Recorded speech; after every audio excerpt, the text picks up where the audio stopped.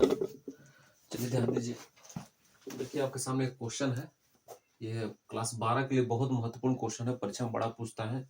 2 से 5 नंबर का एक क्वेश्चन है, आप इसको बढ़िया तैयारी करेंगे। इसमें क्वेश्चन हमारा क्या है, वैद्युत द्विध्रुव की अक्ष रेखा पर वैद्युत क्षेत्र की तीव्रता का व्यंजक निर्मित कीजिए। ठीक है ना, दो क्वेश्चन बड़ा महत्वपूर्ण है।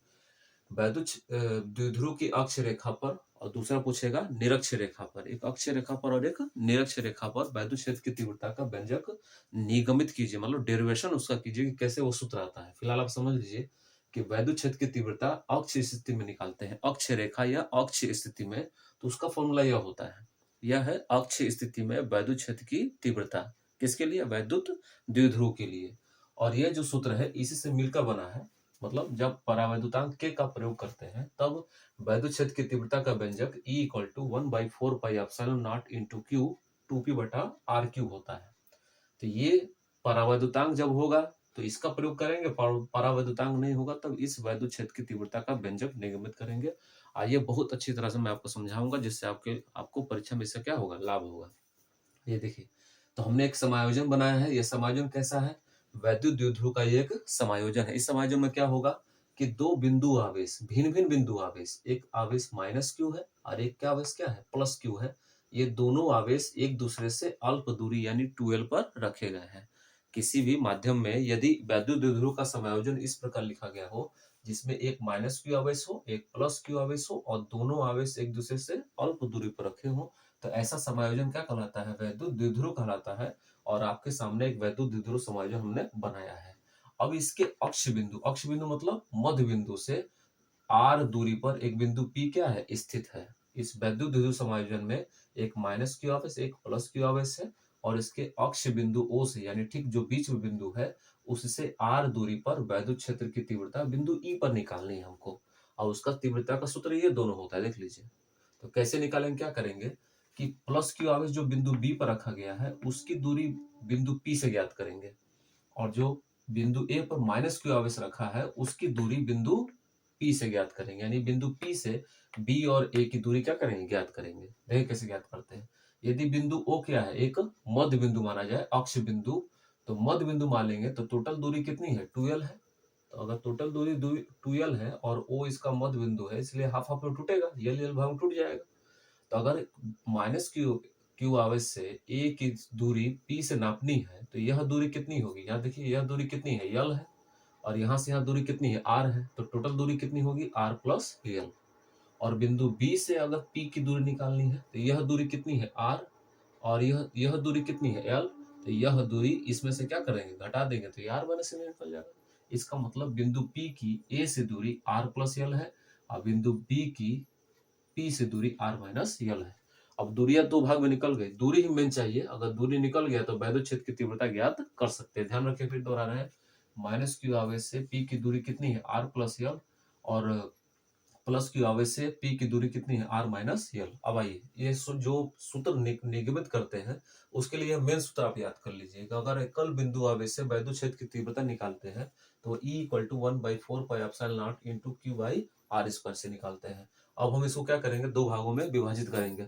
अब दो भागों में कैसे विभाजित करेंगे, अब दूरी को दो भागों में लेंगे, एक बार माइनस क्यू आवेश से, एक बार प्लस क्यू आवेश से। देखिए चित्र में क्या लिखा हुआ है।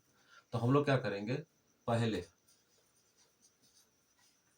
बिंदु किससे, बी से, बी पर कौन सा आवेश है, प्लस क्यू आवेश है, के कारण क्या निकालेंगे, वैद्युत क्षेत्र की तीव्रता, वैद्युत क्षेत्र की तीव्रता। दूरी क्या हम रखेंगे हमको, तो प्लस क्यू आवेश की दूरी आर माइनस एल है, तब वैद्युत क्षेत्र की तीव्रता E1 equal to 1/4 pi epsilon naught into Q by, plus Q आवेश तो प्लस रहने देंगे, और दूरी कितनी है प्लस क्यू आवेश से, तो प्लस क्यू आवेश से दूरी कितनी है, आर माइनस यल, स्क्वायर है तो स्क्वायर दे देंगे। अब इसी प्रकार यदि हम बिंदु ए से निकालें, बिंदु ए पर कौन सा आवेश है, माइनस क्यू आवेश है, के कारण अगर वैद्युत क्षेत्र की तीव्रता निकालें, वैद्युत क्षेत्र की क्या तीव्रता, तो यह क्या होगा, E2 equal 1/4 pi epsilon not, जस का तस वही रहेगा, सेम टू सेम वही है। प्लस क्यू की जगह क्या लिख देंगे, माइनस क्यू, और इस बार दूरी कितनी है तो माइनस क्यू से दूरी कितनी है, आर प्लस यल, तो लिख देंगे दूरी आर प्लस यल का होल स्क्वायर, चूंकि आर स्क्वायर है तो आर स्क्वायर दे देंगे। यानी प्लस की वजह से यह वैद्युत क्षेत्र की तीव्रता ज्ञात करेंगे। सेम टू सेम सूत्र है, बस आर की जगह एक बार आर माइनस यल, एक बार आर की जगह आर प्लस यल। अब परिणामी तीव्रता कैसे निकालते हैं, परिणामी तीव्रता, तो अगर परिणामी तीव्रता निकालनी है तो बड़ी तीव्रता में से छोटी तीव्रता क्या करते हैं, घटा देते हैं। अब बड़ी तीव्रता दोनों में से कौन है, तो जिसका हर माइनस वाला होगा वो क्या होगा, बड़ा होगा, और जिसका हर प्लस वाला होगा वो क्या होगा, छोटा होगा। इसका मतलब E1 में से E2 क्या करेंगे, घटा देंगे।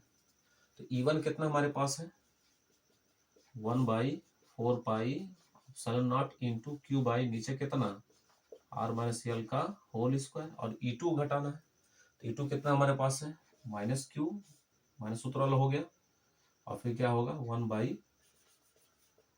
1/4 pi epsilon naught into Q by नीचे कितना आर प्लस यल का होल स्क्वायर। को दिखा यहाँ तक। अब देखिए दोनों में क्या कॉमन दिख रहा है आपको, 1/4 pi epsilon naught into Q, 1/4 pi epsilon not Q common है, तो 1/4 pi epsilon naught into Q common है, तो यह भाग देगा दोनों पदों में, तो यह जब भाग देगा तो यहाँ से कितना बचेगा, 1/r-l का होल स्क्वायर, और यहाँ से 1/, ये सब भाग चले जाएगा ना, कॉमन हो गया ये, तो r प्लस यल का होल स्क्वायर। इसी के गणित को आगे बढ़ाइए, 1/4 pi epsilon naught into Q by bracket में, अब दोनों का एलसीएम ले लो, दोनों का एलसीएम क्या हो जाएगा, दोनों ही r माइनस यल का whole square into R plus L का होल स्क्वायर, उसका तिरक गुणा करेगा एलसीएम लेके, ये इसमें इंटू करेगा तो r प्लस यल का होल स्क्वायर, और ये इसमें इंटू करेगा माइनस के साथ, तो r माइनस यल का होल स्क्वायर। आगे इसको बढ़ाइए, ये हमको निकालना है, इसको थोड़ा मिटा दिया जाए, ठीक है ना। देखिए आगे निगमन कैसे होने वाला है इसका।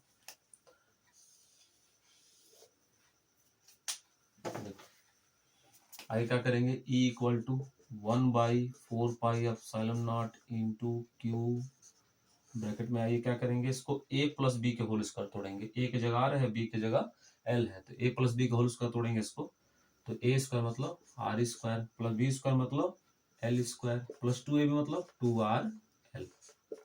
आगे क्या चिन्ह है, माइनस का, अब इसको किस तोड़ेंगे, a माइनस बी के होल स्क्वायर, तो क्या आएगा a square plus B square minus 2ab से माइनस 2rl, और नीचे क्या बनेगा, a माइनस बी का whole square into A plus B का होल स्क्वायर, क्या बनेगा, a पर पावर का स्क्वायर और माइनस बी पर पावर का स्क्वायर, पहले का वर्ग इंटू दूसरे का वर्ग। कोई दिक्कत यहाँ तक।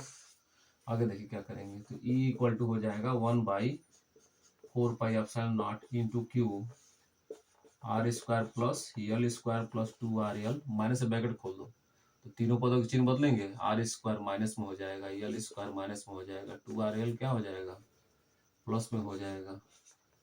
अब भाई नीचे इसका वर्ग करेंगे तो 4 पावर, और इसका वर्ग करेंगे तो ये भी 4 पावर मिल जाएगा। लाभ क्या मिला कि आर स्क्वायर से आर स्क्वायर कट गया प्लस माइनस से, तो यल स्क्वायर भी क्या हो गया, कट गया, तो E इक्वल टू क्या मिला, 1/4 pi epsilon naught into Q bracket में 2rl और 2r प्लस में, तो कितना मिलेगा 4rl, और नीचे r पर 4 माइनस l पर 4, तो देखा इसमें। अब देखो क्या करेंगे, अब यहाँ से अब मान लेंगे चूंकि r क्या हो, is greater than is greater than is greater than क्या हो, यल हो, ठीक है, मतलब जो ये दूरी r है, यहाँ से यहाँ जो जो जो दूरी r है वो यल की तुलना में क्या हो, बहुत बड़ा हो जाए। कोई जरूरत थोड़ा कि बी बिंदु पी बिंदु ये निकाल सकते थे, पी बिंदु यहाँ नहीं लिख सकते थे, यहाँ भी तो कर सकते थे, यहाँ भी पी बिंदु पी यहाँ भी रख सकते थे, यानी पी निश्चित नहीं है, अनंत है, बड़ा है, और यल क्या होगा, काफी छोटा होगा, क्योंकि ये फिक्स दूरी है, क्योंकि ये मध्य बिंदु है, इसलिए r काफी छोटा हो जाए यल की तुलना में,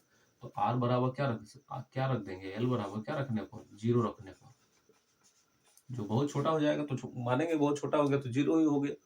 ये इतना बढ़ गया तो एक काम करो, मान लो कि अगर कोई गार्जियन किसी बच्चे को अपने पास 100 रुपए रखे हैं, एक बच्चे को 90 रुपए दे दे, दूसरे को 10 रुपए दे, तो उससे बढ़िया कि जिसको 10 रुपए मिल रहा है ना, 90 रुपए वाले को 10 रुपए और दे दे कि ले भैया तू खा लो, कि 10 रुपए ले क्या करेंगे। उसी तरह यल को 90 रुपए मिल गया और सॉरी आर को 90 रुपए मिल गया और यल को कुछ नहीं मिला, तो इसका मतलब यल भी क्या करेगा, जो भी मिला उसको दे दीजिए। सबसे बढ़िया यल बराबर क्या हो जाए, 0 हो जाए, ताकि हम उसी शांत रहे, कोई दिक्कत नहीं, हम साधु संत हो गए, कोई दिक्कत नहीं, अब उतना रहने दीजिए, हमको पैसे की जरूरत नहीं है। तो यल बराबर क्या रख देंगे, 0। तो यल बराबर 0 रखेंगे तो ई बराबर क्या मिलेगा, 1/4 pi epsilon naught into Q 4 R L by नीचे कितना देखो आर को पावर 4 और यल की जगह क्या रख देंगे 0, यानी खत्म हो जाएगा। तो ई इक्वल टू क्या मिलेगा 1/4 pi epsilon naught into Q by 4 R L by R पर 4 इस विधि का इसमें। अब क्या करेंगे, एक आर से इसको क्या करेंगे, आर काट देंगे इसको।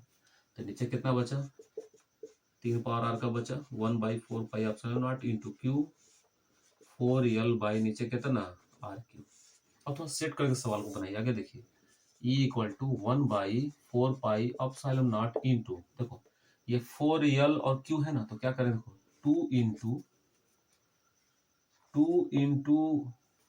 Q इंटू 2 यल, क्या इसे इस प्रकार लिख सकते हैं, देखो तो 2 दूना 4 ही होगा, Q और यल अपनी जगह है, यानी हम गुणनखंड करके थोड़ा सजाए हैं सूत्र बनाने के लिए। नीचे अपन कितना है आर क्यू है, देखो 2 दूना 4 और Q और यल अपनी जगह रहेगा।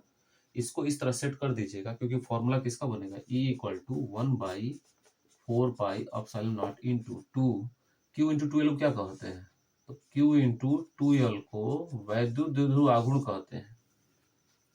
आवेश और दूरी के अल्प दूरी के गुणनफल को वैद्युत द्विध्रुव आघूर्ण कहते हैं, यानी Q इंटू 2L जहां मिलेगा वहां क्या लिख सकते हैं P, यानी इसके जगह क्या लिख दिया P और नीचे अपन R। यही है वो सूत्र जिसको हम लोग कहते हैं अक्ष स्थिति में वैद्युत क्षेत्र की तीव्रता। अगर उसमें परावैद्युतांक वाले माध्यम उसको रख देंगे, ठीक है ना,